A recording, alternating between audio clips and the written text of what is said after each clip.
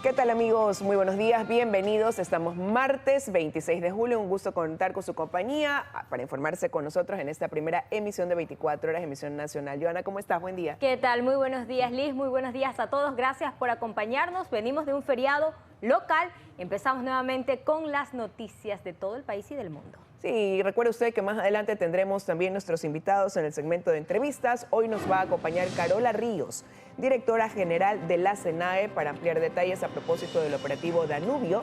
Ustedes recordarán, operativo que realizó la Fiscalía y Policía la semana pasada debido a esta investigación que se hace porque se ofertaban cargos públicos, obviamente a cambio de dinero, dentro de la SENAE y de otras instituciones públicas. También nos va a acompañar hoy Ana Belén Cordero, asambleísta de CREO, asambleísta oficialista. Con ella vamos a hablar sobre la Ley de Comunicación, proyecto que tras su aprobación en el Pleno fue remitido ya al Ejecutivo. El presidente de la República, Guillermo Lasso, tiene 30 días para pronunciarse ahora. Empezamos de inmediato con el desarrollo de las noticias.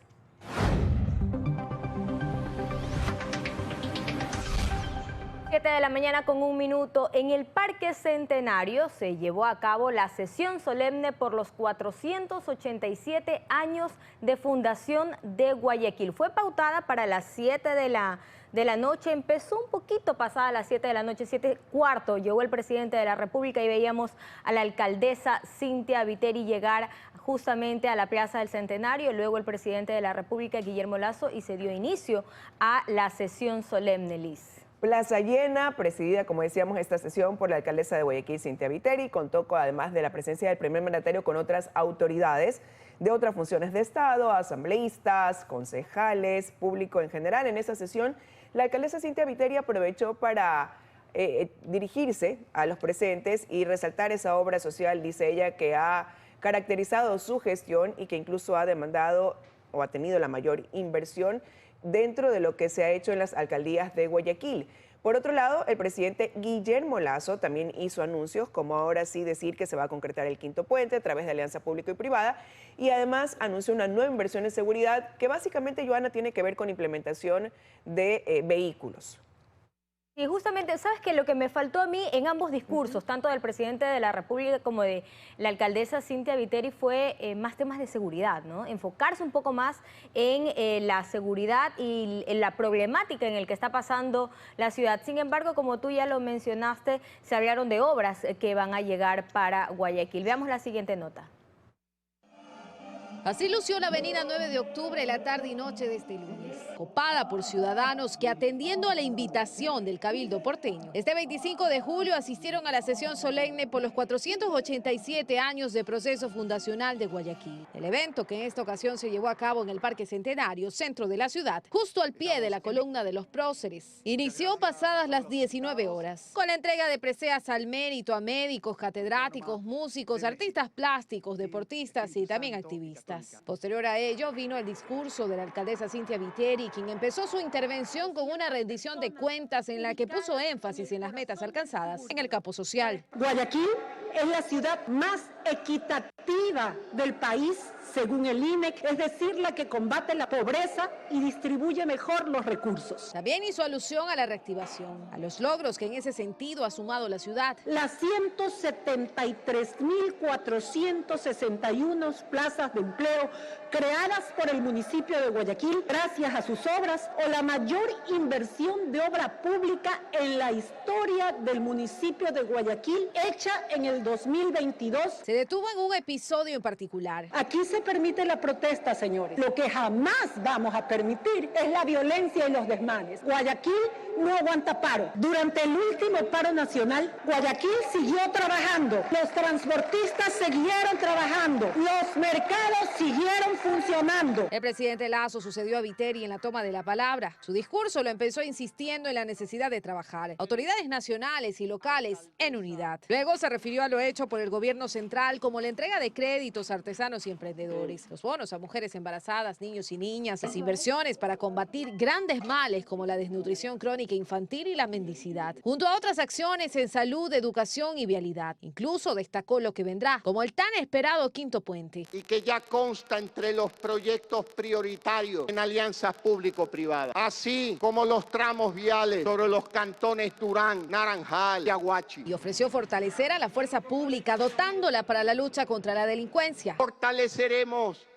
el equipamiento policial de Guayaquil, por ahora con 40 automóviles, 43 camionetas, 6 busetas, una grúa, 6 vehículos tipo SV y 400 motocicletas. Lazo se despidió agradeciendo la invitación y proclamando: leyes, paz, libertad, Ecuador, que viva Guayaquil. Luisa María Heredia, 24 horas.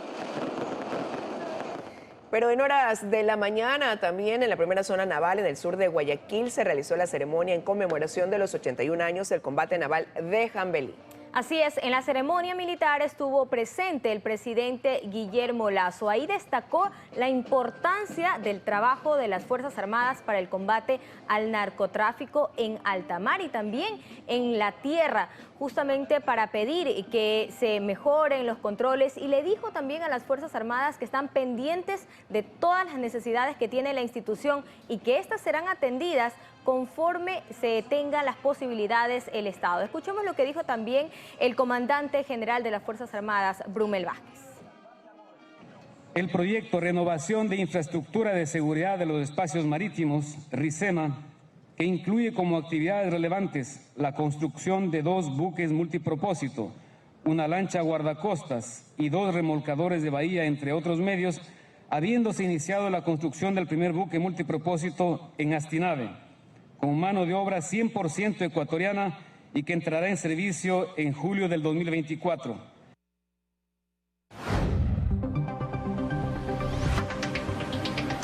7 de la mañana con 7 minutos. Un nuevo sismo de 4.5 grados registrados a las 5 de la mañana con 24 minutos de hoy en Carchi provocó el colapso de una de las viviendas afectadas ya con daños estructurales en el cantón Montúfar. Antes de darle paso a Jairo Jacome, quiero actualizar que hubo otro sismo en Carchi. Estaba revisando el Instituto Geofísico y dice que hubo un sismo también de 4.1 grados de magnitud, profundidad 2 kilómetros. La tierra temblando en este punto del país. Vamos a darle paso a Jairo Jacome, como ya lo mencionaba, se encuentra en el ECU 911 para traernos el informe sobre el monitoreo que se realiza por las afectaciones que dejan estos temblores. Jairo, buenos días.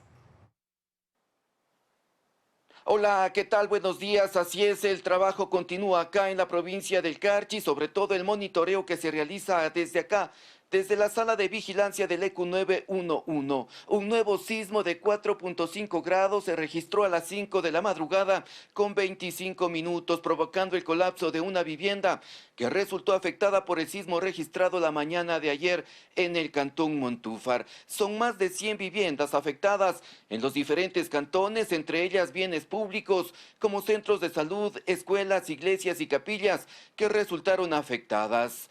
Escuchemos las declaraciones. Hasta el momento, pues nosotros hemos recibido 93 alertas en las cuales desglosa de la siguiente manera. Tenemos 24 casas afectadas en el cantón Tulcán, más 2 postes de alumbrado público con daños estructurales. De igual manera, en el cantón Montúfar se ha recibido 20 alertas sobre daños estructurales en viviendas y 9 alertas en daños estructurales en el cantón Espejo. Nosotros pues estamos prestos a atender todo ese tipo de emergencias. Estamos atendiendo y estamos a la expectativa de que la ciudadanía emita sus requerimientos para nosotros poder articular con personal en territorio la atención y poder hacer la evaluación con las diferentes unidades de riesgos de los diferentes GATS cantonales, como con la Secretaría, con el Servicio de Gestión de Riesgos, quienes están dando todo este soporte.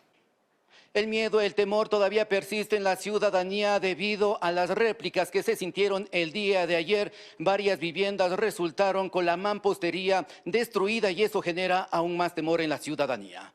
Son más de 100 viviendas afectadas por daños estructurales en toda la provincia. A ellas se suman más de 40 bienes públicos entre escuelas, centros de salud, mercados, iglesias y capillas. El epicentro fue a 11 kilómetros del complejo volcánico Chile Cerro Negro. Sin embargo, el movimiento no es producto de la actividad volcánica. El origen del sismo fue tectónico, no necesariamente tuvo que ver por la cercanía con el complejo volcánico Chile Cerro Negro. Afortunadamente no hay víctimas fatales. Claro, en la cama cayó todo eso, pues nosotros por eso dijimos cayó encima de nosotros y estábamos bien asustados, no podíamos ni abrir ni la puerta, nada. Dando gracias a Dios por cubrirse bien y por el tumbado también les ayudó un poquito más a que no les caiga muy duro la tierra. Los gobiernos locales apoyaron en la remoción de escombros mientras el COE provincial activó sus mesas de trabajo para atender a los afectados. El trabajo continúa aquí, sobre todo desde la sala de monitoreo del ECU 911. Se mantiene alerta a las llamadas que llegan de diferentes cantones de aquí de la provincia, sobre todo por el temor si habrá nuevamente réplicas. Por eso se pide a la ciudadanía siempre estar atentos. Con este informe retornamos a estudios con más información. Buenos días. Buenos días para ti, Jairo. Desde el ECU 911 haciendo el monitoreo, el Instituto Geofísico también, y nosotros atentos también a lo que está pasando en Carchi. Vamos a revisar otros temas. 9 fallecidos y una veintena de heridos es el saldo de un accidente de tránsito ocurrido la madrugada de ayer en la vía Pifo-Papayacta al nororiente de Quito. El bus de la cooperativa Putumayo, que cubría la ruta Lago Agrio-Santo Domingo, habría perdido los frenos antes de accidentarse. Decían las autoridades al ir precisamente a constatar qué pasó en esa zona, que ese sector es bastante peligroso, que son múltiples los accidentes que se han registrado ahí. Incluso mencionaban que era una falla en esta vía, ¿no? Y que generalmente pues la causa es la misma, pérdida de freno, pérdida de pista, y ahora pues termina con este saldo. El conductor del bus se encuentra hospitalizado y con resguardo policial. Según las cifras de la Agencia Nacional de Tránsito, de enero a junio de este año se han registrado, escuche bien, 10.592 siniestros de tránsito que han dejado más de 9.000 heridos y 1.056 fallecidos. Bueno, y por su parte, el director de la Agencia Nacional de Tránsito, Adrián Castro, a través de su cuenta en Twitter, se refirió a este accidente ocurrido, como mencionábamos, la madrugada de ayer, en la vía Pifo-Papayacta al oriente de Quito, en el kilómetro 5 específicamente. Así es, el funcionario escribió en su cuenta de Twitter que dispuso ya la revisión técnica vehicular de toda la flota. Además, aseguró que el siniestro no quedará impune. Que el chofer que está herido en una casa hospitalaria tendrá que enfrentar a la justicia y se tomarán sanciones drásticas contra la operadora. Finalmente aseguró que se reforzarán los controles en todas las terminales del país. Que así sea.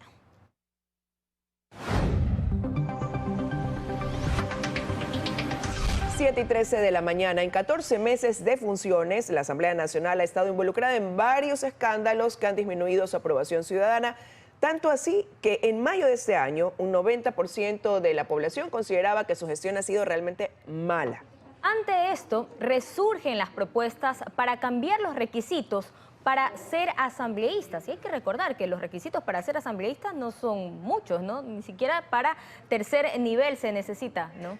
Y sabes que justamente ayer el presidente de la Comisión de Fiscalización de la Asamblea Nacional, Fernando Villavicencio, en este espacio de entrevistas decía que ahí tienen una propuesta para que se ejecute a través de la consulta popular. Nuevamente este planteamiento de hacer una asamblea bicameral donde los senadores tengan que tener título de tercer nivel, más de 35 años, tener otras condiciones, mientras que quienes se quedarían como diputados, decía en este Congreso, que serían más de 50 en la conformación, pueden acogerse a lo que rige ahora, ¿no? Mayores de 18 años, pero eso es lo que entra en cuestionamiento.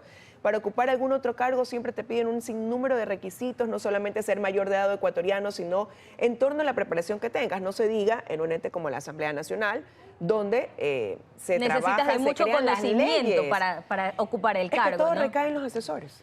Así es. Todo recae en los asesores, por eso hay quienes piensan que cualquier perfil puede ir y ocupar una curul, porque vas a tener una serie de asesores para cada uno de los temas. Simplemente para ser asambleísta tienes que ser ecuatoriano y mayor de 18 años. Ahí está. Y no tener ningún problema. Decían con la justicia, aunque vemos que aquí hay también legisladores y eso se ha cuestionado, ¿no? Que que han sido investigados. 7 de la mañana con 19 minutos. Seguimos con las noticias. 12 años después de la adquisición de los helicópteros Drup, se desarrolló la audiencia preparatoria de juicio en contra de 18 personas. Todas las defensas pidieron la nulidad del proceso. Esta audiencia, después de varias horas, se suspendió la noche de ayer y será retomada el día de hoy en la mañana. Así es, en los próximos días, el juez Luis Rivera dará a conocer su resolución al respecto en la primera etapa de esta diligencia. Hay que decir también, Joana, que la Fiscalía se ratificó en su posición dentro de esta audiencia. 4 meses después de su diferimiento, este lunes se instaló la audiencia evaluatoria y preparatoria de juicio en el conocido caso Drup, un proceso por el delito de peculado que investiga la adquisición de 7 helicópteros por parte del Estado ecuatoriano e involucra a 18 personas, entre ellas los exministros de Defensa del gobierno del expresidente Rafael Correa, Javier Ponce y Wellington Sandoval. En la primera etapa de esta audiencia, las defensas tomaron la palabra para exponer posibles vicios de procedimiento y procedibilidad. Todas coincidieron en pedir la nulidad del proceso. Hasta la audiencia de reapertura de la investigación para que todos podamos comparecer conforme al debido proceso. Apuntaron a que la primera investigación estuvo abierta por 7 años y se habría archivado por no contar con elementos suficientes. El 16 de diciembre de 2020, Fiscalía solicitó la reapertura de la indagación y 7 días después se desarrolló la audiencia correspondiente. Sin embargo, de acuerdo a las defensas, no se les notificó de la diligencia.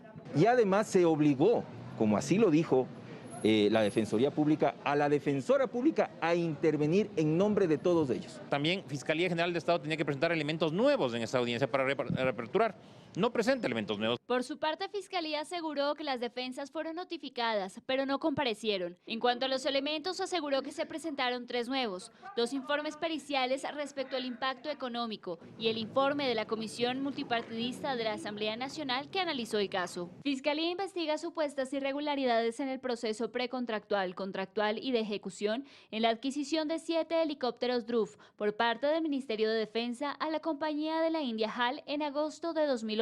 De esas 7 aeronaves, 4 se accidentaron, dejando 3 fallecidos y varios heridos. El perjuicio, de acuerdo a la titular de la acción penal, ascendería a los 63,2 millones de dólares.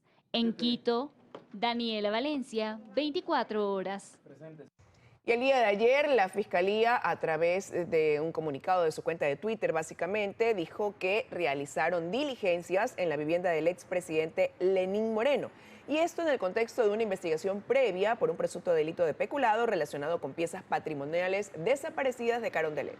Moreno, quien rechaza la acusación, fue anunciado el pasado 14 de julio por la asambleísta Pamela Aguirre de UNES. Él en su cuenta de Twitter, incluso el expresidente Lenín Moreno estableció o escribió: como lo dije el 14 de julio pasado, hoy invité a la Fiscalía a ingresar a mi casa para que constate que la denuncia del asambleísta de UNES sobre la tenencia ilegal de piezas arqueológicas es simplemente otro cuento de los muchos que se han inventado, escribió en su cuenta de Twitter el expresidente Moreno. Y hay que mencionar que según la normativa penal, el delito de peculado se sanciona con pena privativa de libertad de 10 a 13 años. En otro tema, horas cruciales para el exalcalde de Quito, Jorge Yunda, en torno a su posible candidatura a la alcaldía de Quito. En el Tribunal Contencioso Electoral se define sobre una posible infracción cometida al no acatar su remoción del cargo en el 2021. El caso lo lleva ya 10 meses sin resolución. Se trata de una infracción electoral grave supuestamente cometida por el exalcalde de Quito, Jorge Yunda, al intentar mantenerse en el cargo a través de recursos obtenidos de forma irregular, cuando estaba ya fuera del cargo. Este abogado explica la situación electoral de Yunda ahora. Lo que hizo Jorge Yunda fue, o a criterio del Tribunal Contencioso Electoral, fue que irrespetó esta sentencia, esta resolución, y acudió a la justicia ordinaria a fin de trabar el proceso y buscar una sentencia favorable o alguna actuación jurisdiccional favorable. Pero han pasado 10 meses de constantes incidentes, excusas, recusación a jueces y demás. Llegamos al punto en el que las horas para la inscripción de candidaturas para las seccionales del 2023 son determinantes y Yunda lo sabe. Quizá por ello se ha adelantado a advertir que será candidato, pero un pleno del contencioso electoral tiene en sus manos la decisión que deberá ser expuesta esta misma semana. Lo que existe es un juez ponente, el que tendrá que elaborar un proyecto de sentencia de segunda instancia. Hay 3 escenarios posibles en este caso: que los jueces decidan ratificar la sanción a Jorge Yunda con la pérdida de derechos políticos y una multa. Además, la modulación o cambio de la sanción a favor de Yunda. O negar la existencia de la infracción. Y aquí los tiempos juegan. La decisión que salga de este pleno del Tribunal Contencioso Electoral sería determinante no solo en la posible candidatura del exalcalde, sino en un ejercicio del cargo si fuera electo. Si es que el fallo es dictado antes de la fase de inscripción y calificación de candidaturas, mayor discusión no va a haber, porque con la suspensión de los derechos políticos, conforme el 64 de la Constitución, él no podría inscribir ninguna candidatura. Y esa sentencia se dicta posteriormente a la fase de inscripción y calificación de esas candidaturas. Ahí se produciría igual una inhabilitación para acceder al cargo o para posesionarse del cargo en el evento que él fuese elegido. Las partes involucradas en este proceso, es decir, Santiago Guarderas como quien presentó la denuncia por la supuesta infracción electoral y el exalcalde Jorge Yunda, están a la espera de esta decisión. En Quito, Fausto Yepes, 24 horas. Es el Tribunal Contencioso Electoral entonces quien debe pronunciarse sobre los derechos políticos del exalcalde de la Quito. Bienvenida vía Zoom a la ingeniera Carola Ríos, directora general del SENAE. Gracias por estar con nosotros. Buenos días. Buenos días, Liz. Buenos días a los televidentes. Bueno, hablar del operativo Danubio y lo que este operativo ejecutado por la Fiscalía y la Policía en Sierra, ejecutado 5 días atrás con varios allanamientos y tras una investigación que busca dar con esta unidad o este grupo de gente que se dedicaba a comercializar puestos en instituciones públicas como el SENAE y otras más. Y aquí lo que ha establecido la unidad de delitos hasta ahora en lo que marcha de la investigación es que habría una pieza clave que es un exfuncionario del SENAE que salió en el 2020, pero que al parecer pues sería el hilo conductor de todo esto. La pregunta es cómo 2 años después seguía quizás manteniendo contactos o teniendo esta facilidad desde su punto de vista para poder comercializar puestos dentro del SENAE. A ver, Liz, yo quisiera comentar un poquito que cuando nosotros entramos a la administración y, digamos, tuvimos un acercamiento por parte de uno de los implicados, que no es precisamente a quien usted se refiere, nosotros hicimos esta denuncia ante la Fiscalía y ahí empezó todo este proceso de investigaciones. Yo no quisiera referirme en particular a este ciudadano porque no lo conozco y no tengo indicios y tampoco no estoy al tanto de las investigaciones que está haciendo la Fiscalía porque eso hasta el momento es, digamos, reservado. Pero lo que sí le puedo decir es que nosotros cuando hicimos la denuncia no coincide realmente esta persona que usted menciona con quien nosotros hicimos la denuncia. Bueno, y esa denuncia surge porque alguien iba precisamente a postularse por un cargo, tengo entendido, y ahí es cuando la contactan para poder negociar, ¿no? su entrada al SENAE, y ahí ustedes toman las acciones y alertan a la Fiscalía. Pero dentro de los detenidos en este proceso hay una persona, JJ, Juan A., que sí, pues según la bitácora, tuvo varios ingresos, tenía varias entradas al SENAE y eso hablaría quizás de una facilidad para poder ingresar. ¿A qué iba este señor o qué registraba, qué trámite iba a hacer? Porque tiene pues algunas visitas al SENAE. Bueno, esa es parte de la investigación que está haciendo Fiscalía, porque justamente este intento, digamos, de ofrecer una suma de dinero por un cargo, es lo que nosotros fuimos a denunciar a la Fiscalía con toda la información que en ese momento nosotros disponíamos. A partir de ahí, digamos, todo lo que la Fiscalía ha ido recabando a través de, digamos, de sus instrumentos, es parte, como digo, de esta investigación y lo que desenlazó en el allanamiento que tuvimos hace unos días al área de talento humano para recabar también más información, algunos expedientes que nos solicitaron que colaboremos en entregarles, y es lo que hemos venido haciendo. Entonces, de todas maneras, la investigación y todo este proceso que ya está, entiendo, en instrucción fiscal, continuará, y nosotros también continuaremos entregando lo que la Fiscalía requiera para que se sustente todo este proceso y se haga todo apegado al debido proceso. Y se lo preguntaba, ingeniera, no por querer entorpecer ese proceso de investigación, pero sí llama la atención porque cuando uno va a lo mejor a hacer una diligencia al SENADE tiene que anunciarse, decir qué trámite va a hacer, o a dónde va, o a qué persona va a buscar. Y esta persona pues tenía, como digo, según esa bitácora, algunos ingresos. Correcto. Toda esa información se le entregó a la Fiscalía, el detalle de la bitácora, los videos también del ingreso de las personas, etcétera. Por eso toda esa información está siendo analizada, ¿no?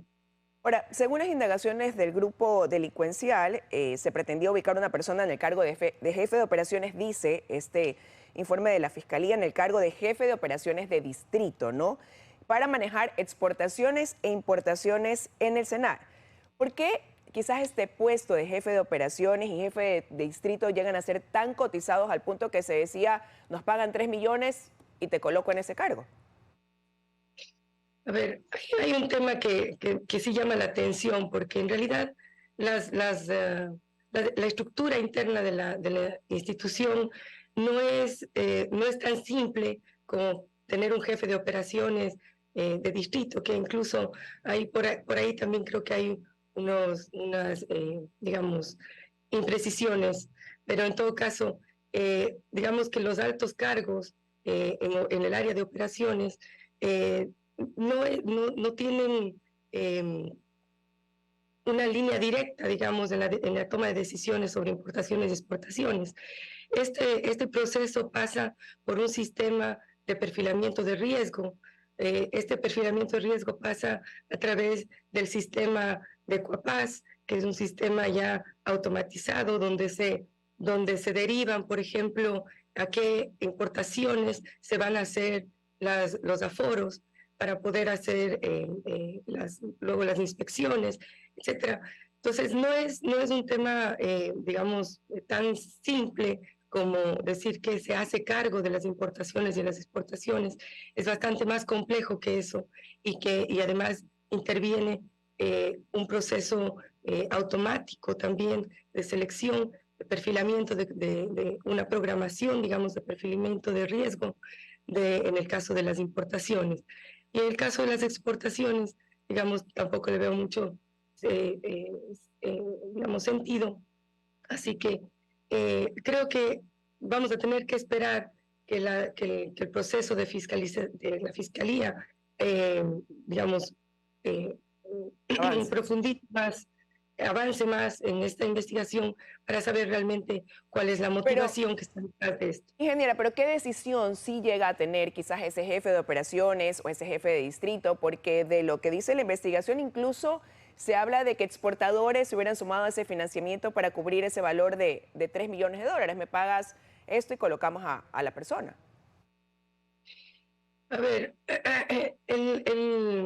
el jefe de operaciones, como le mencionan ahí, es un cargo que más bien está velando por la política general y las operaciones a nivel nacional. En el distrito hay una persona que está encargada también, ¿no es cierto?, de vigilar que los procesos se realicen de acuerdo a lo establecido en términos de tiempos, en términos digamos, de las inspecciones que se tienen que llevar a cabo cuando son aforos automáticos, cuando son aforos físicos o documentales. Realmente es todo vigilar que la operación de la aduana se realice de forma correcta y dentro de los procesos y todos los cumplimientos de manuales que tenemos establecidos como institución. Entonces, esa vigilancia, digamos, es lo que realmente hacen la supervisión de que los procesos se estén llevando de la manera adecuada y como corresponden, apegados a los manuales, a los procesos, a las normativas que están establecidas. Entonces, realmente, como digo, hay que esperar un poco en el proceso de la Fiscalía, la investigación más profunda para saber realmente cuál es la motivación que está detrás de este intento de compra de cargos, que por cierto, creo que es importante decir que no se llevó a cabo. Eso no se llegó a, digamos, a realizar justamente porque estábamos haciendo este proceso con la Fiscalía. Veremos qué arroja o cómo termina este proceso de Fiscalía. No quiero dejar de preguntarle por otro tema también, ingeniera. En 4 meses más deberían estar ya operativos estos escáneres en 4 puertos del país para el control de la mercancía, para que no vaya contaminada con droga. ¿Cómo avanzan esos procesos? Están avanzando. Hemos tenido, digamos, contacto con los operadores, tanto de puertos, aeropuertos. Están avanzadas las negociaciones que tienen ellos directamente con los proveedores de este tipo de equipos. Nosotros, a su vez, estamos preparándonos internamente para poder hacer la parte que nos corresponde para el control y la interpretación de las imágenes y el desarrollo de todos estos procesos también de aforos no intrusivos. Entonces, el tema va avanzando bien. Yo creo que vamos a concluir en los plazos establecidos. Pero ¿y colocar estos escáneres será la solución a ese problema de contaminación de la carga que hoy se enfrenta a través de los puertos? En definitiva, lo que hemos dicho es que estos elementos coadyuvan al sistema de control que se tiene implementado en los puertos. Esto suma como una parte de automatización también, ¿no es cierto?, a los procesos de inspecciones que se hacen en los puertos y en los aeropuertos para el tema de exportaciones, particularmente porque son aquellas operaciones las que van a estar bajo el 100% de la inspección no intrusiva, y también en el caso de importaciones para prevenir o para supervisar, ¿no es cierto?, las cargas que ingresan al país a través de la selección por perfilador de riesgo. Quiero agradecerle, ingeniera Ríos, que haya estado con nosotros esta mañana. Que tenga un buen día. 7:45 de la mañana, ya nos acompaña la asambleísta Ana Belén Cordero, miembro de la Comisión de Fiscalización de la Asamblea. Gracias por estar con nosotros. Bienvenida. Hola Liz, buenos días. Un saludo a todos los televidentes. Gracias por la invitación. Bueno, hoy tienen sesión acá en Guayaquil en 2 horas más, pero quisiera empezar con usted. Corre el tiempo para que el presidente de la República se pronuncie sobre este proyecto aprobado, este proyecto de minoría aprobado sobre la ley de comunicación. ¿Se prevé que sea un veto total? ¿Por ahí iría el camino del pronunciamiento del presidente, cree usted? El presidente de la República aún no define si sería un veto total o un veto parcial, pero yo creo que es importante que la ciudadanía conozca. Este tema es 2 conceptos: el derecho a la información que tiene toda la ciudadanía y un derecho a la verdad, que ellos lo llaman. Esa verdad que les incomoda, que les molesta, el derecho a saber qué pasó con la refinería del Pacífico, qué pasó con Coca-Cola Sinclair, qué pasó con Yachay. Eso les molesta, eso les incomoda y quieren volver a una ley mordaza. Pero si ellos hablan incluso dentro de ese informe de minoría que fue aprobado de transparentar la información, de ir en contra de esa información falsa, ¿no se contrapone con lo que usted acaba de señalar? Totalmente lo contrario, Liz, porque lo que ellos están buscando en estos momentos es la censura previa, y no solamente la censura previa desde un organismo regulatorio, sino también desde los propios accionistas de los medios de comunicación, penalización de la opinión pública, la opinión política, que es lo que se vivió durante los 10 años del correísmo, y los estándares internacionales de libertad de expresión han satanizado, ¿no? Pero ¿por qué en este momento llegar a establecer eso? Porque este fue un proyecto que envió el Ejecutivo a los 2 días de haberse posesionado el presidente Lasso, y recién ahora, 1 año y más después, ponerlo sobre la mesa y tomar esta decisión de regresar a lo que ya había dentro de una ley de comunicación. Mire, porque ellos de entrada no iban a desnudarse de cuerpo entero, ¿no? Yo creo que lo hicieron en el último momento, cuando ya llegó a la Asamblea y cuando necesitaba votación, y uno diría, bueno, ¿y para qué quieren este proyecto si ellos no son gobierno? ¿Por qué no les interesa? Pues que ahora estén destapando los casos de corrupción que ellos han tenido durante los últimos 10 años. Entonces, una ley mordaza les permite a ellos acallar la opinión, acallar el periodismo de investigación y volver a los estándares de libertad de expresión Nicaragua, Cuba, Venezuela, ¿no? Bueno, pero fue una ley que tuvo mayoría de votos en la Asamblea y que ahora el presidente tendrá que decidir. Si decidiera el veto total, queda 1 año sin que lo puedan tocar nuevamente dentro del legislativo. Y lo importante, Lijo, o lo que llama la atención es cómo consiguieron esos votos no del correísmo, sino los demás votos, sobre todo de Pachacutic. El tema es que aquí les mintieron, ¿no? Les dijeron que con ese tema, que con el informe de mayoría ya no iban a tener el tema de la concesión de frecuencias, el tema justamente de las radios comunitarias, y les dijeron eso, y con eso obtuvieron los votos de Pachacutic para aprobar este informe. Ahora está en la cancha el presidente de la República, que siempre tiene que salir al paso como colegislador. Pero ya siendo específicos en algunos puntos que tiene esta ley, ¿qué gana esa mayoría al querer que se ponga vigente este proyecto que va en contra de lo que el presidente Lasso proponía en cuanto a la autorregulación de medios y periodistas y también en cuanto a la función que tenga el Consejo de Regulación de la Comunicación, por ejemplo? Yo creo que aquí va a ser un tema de fuerzas políticas, llamemos así, entre el legislativo y bueno, lo que va a hacer el ejecutivo. ¿Por qué? Porque finalmente cuando vuelva el texto desde el ejecutivo, si es que es un veto parcial, a la asamblea tendrán que tener 92 votos para insistir en los textos originales, 92 votos que no necesariamente los tienen. Entonces, en ese sentido, yo creo que habrá que insistir en que los estándares internacionales de libertad de expresión, la relatoría de libertad de expresión en general, lo que establecían era el informe de mayoría que es planteado por la asambleísta Marjorie Chávez. Pero eso fue ignorado y usted dice no necesariamente tendrán los 92 votos. ¿Crees que no los va a tener después de que tuvieron 90 para ocupar la primera vicepresidencia y 93 para ocupar la segunda vicepresidencia, y eso habla de una nueva mayoría constituida en la Asamblea? Yo coincido en eso lo que planteó el asambleísta Esteban Torres aquí en estos estudios ayer. Esa mayoría no está tallada en piedra. Una cosa es elegir autoridades en la Asamblea Nacional y una muy distinta es ya temas de marcar agenda legislativa. No necesariamente esa mayoría, que en su momento estuvo constituida por el Partido Social Cristiano para la elección de autoridades, marca la agenda legislativa, sobre todo en temas de estándares internacionales de libertad de expresión. Ahora, en este tema de libertad de expresión, por ejemplo, se le da un protagonismo al defensor del pueblo, que va a ser quien tenga que actuar si se incumplen ciertos mandatos que tendría esta ley, como por ejemplo el derecho a la rectificación, que el presidente Lasso lo dejaba fuera y ahora otra vez incluye dentro de este proyecto de ley. Se le da un poder bastante grande a la Defensoría del Pueblo, pero es un poder que ya lo tiene. En las leyes generales, en general, el defensor del pueblo está llamado a revisar y a supervisar el cumplimiento de los derechos, ¿no?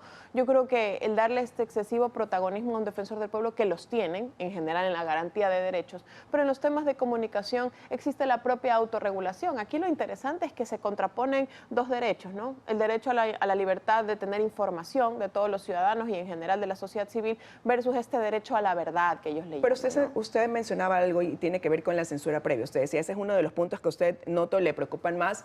¿Y cómo afectaría esto quizás al principio de independencia editorial, el hecho de que ahora se establezca en este proyecto esa censura previa incluso a privados? Es que mire, eso es lo preocupante, porque en la ley Mordaza había la censura previa, pero desde el organismo rector, desde la regulación, desde el Estado. Ahora se establece también un mecanismo de censura previa desde los accionistas o las direcciones de los medios de comunicación. ¿Pero y por qué y para qué? Bueno, de alguna manera se podría pensar, miren, un escenario que no existe en estos momentos, donde el Estado controla de alguna manera los medios de comunicación también privados y de alguna manera exigir que tal periodista o tal persona que opina o que hace un editorial sea censurado porque no me gusta, y yo, Estado, te digo a ti, medio de comunicación privado, que ese artículo o ese tema de investigación no salga a la luz, ¿no? Yo creo que ya se están inmiscuyendo en las esferas hasta privadas de los medios de comunicación, ya no solamente en la estatización. Y hay otro tema que preocupa en el proyecto. Confunden los medios de comunicación pública, es decir, financiados con medios públicos, con los medios de comunicación oficial. Recordemos que hace pocos años nomás los medios de comunicación públicos eran voceros o megáfonos del gobierno de turno, ¿no? Entonces, a eso no se puede volver. Pero ellos hablan de medios públicos que sean financiados con los propios recursos de los gobiernos descentralizados y con el origen de publicidad para esos medios.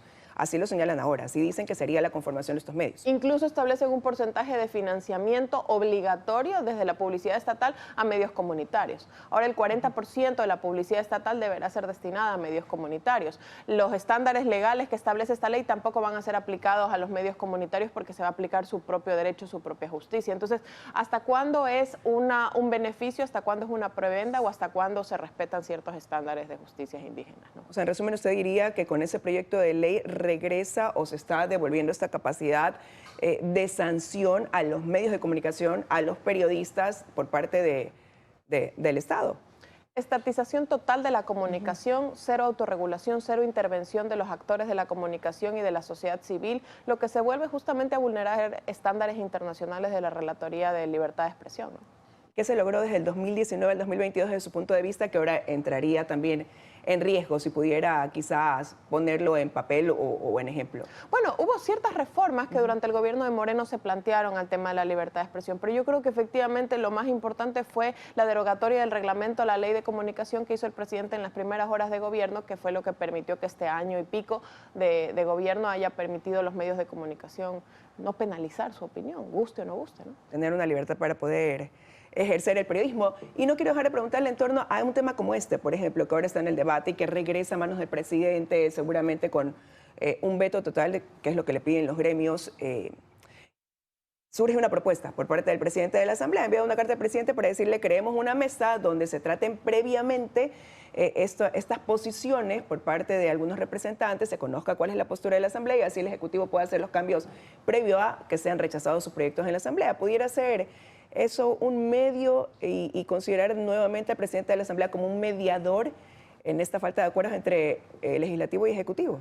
Mire, yo no sé si la figura de mediador es la adecuada. Yo creo que las bancadas en general... ¿La figura o la persona? La figura en general, porque mediador habla cuando hay un conflicto. Yo no necesariamente veo que hay un conflicto, quizás hay una forma distinta de hacer política, llamemos así. Pero a lo que yo voy es, las 5 bancadas constituidas legalmente en la Asamblea Nacional conversan entre ellas siempre.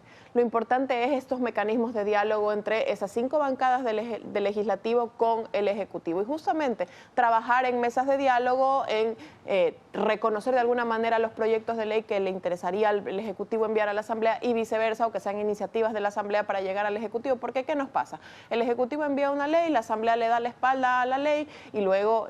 bueno, finalmente responsabilidad tendrá la Asamblea en falta de sintonía con la ciudadanía, pero y viceversa. La Asamblea envía una ley, sea cual fuere, llega al Ejecutivo, no cumple con determinados estándares de técnica legislativa y es vetado parcial o totalmente. Entonces, quizás esta mesa de diálogo que yo saludo y yo aplaudo y ojalá se materialice, se convierta en el mecanismo previo para justamente lograr viabilizar de dos vías. ¿Cuál va a ser en sí realmente esa diferencia de una mesa previa al CAL, cuando en el CAL pues también están representadas las bancadas hoy y sería prácticamente lo mismo? Bueno, sí, ¿no? Yo creo que incluso los miembros de esta mesa de diálogo podrían ser los representantes del CAL en su representativa. Por eso, ¿en qué variaría? Yo no le veo que cambie nada. Yo creo que deberían ser los mismos miembros del CAL los que se sienten a conversar con los delegados del Ejecutivo justamente para conseguir estos proyectos desde el Ejecutivo y desde el Legislativo para que lleguen a aprobarse y en algunos casos no vetarse totalmente, ¿no? Pero de eso se trata, de tener la voluntad desde los partidos políticos en la Asamblea Nacional de querer trabajar por un objetivo común que es la ciudadanía. ¿Y el resultado realmente pudiera ser distinto? ¿Pudiera lograrse esta especie de cogobernabilidad entre ambos poderes del Estado que más de un año pues no se ha logrado? Mire, yo no tengo mucha esperanza. Lastimosamente, no creo que se trata de personas, siempre lo hemos dicho. Si dijeron que iban a sacar a Guadalupe Llor y poner a Virgilio Saquicela en la presidencia de la Asamblea, no creo que se trata de personas que va a cambiar lo que está pasando en el legislativo. Son 137 asambleístas que quizás no están sintonizados con la ciudadanía y porque se siente ahí Guadalupe Llor y Virgilio Saquicela o Marcelo Holguín o el que fuese, no creo que eso necesariamente cambie. Pasa porque justamente los asambleístas escuchan las necesidades de la ciudadanía. 70% de los ecuatorianos no tienen acceso a un empleo formal. ¿Y qué hizo la Asamblea? Darle la espalda a la ley de inversiones. Lo mismo ocurriría quizás con una ley laboral. Entonces yo creo que de eso se trata, más que de quién se sienta en la presidencia de la Asamblea, se trata de esa sintonía entre los legisladores y la ciudadanía. Quiero agradecerle, asambleísta, que nos haya acompañado esta mañana aquí en 24 horas. Encantada, buenos días. Que tenga un buen día. Con eso de aquí estamos despidiendo ya este espacio y ya vienen las noticias de la comunidad. Que tengan un excelente martes.